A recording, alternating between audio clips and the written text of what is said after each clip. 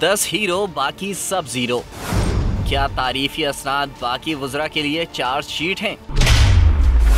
क्या बदतर कारकर्दगी वाले वजीर डेंजर जोन में हैं? लिस्ट से बाहर वजीरों की कारकर्दगी पर सवाल उठने लगे।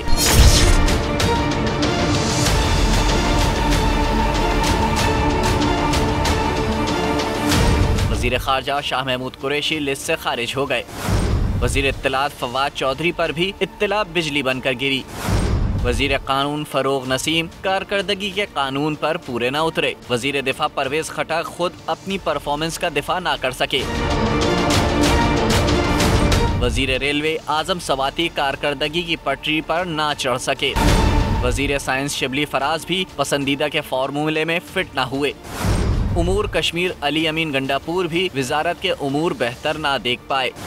वजीर मैरी टाइम अली जैदी का भी अच्छा टाइम ना आ सका।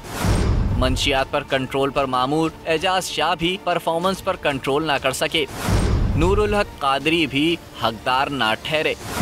वजीर हवाबाजी गुलाम सरवर अवान के अरमान हवा हो गए। वजीर तवानाई हम्माद अजहर भी उमूर में तवानाई पैदा ना कर सके।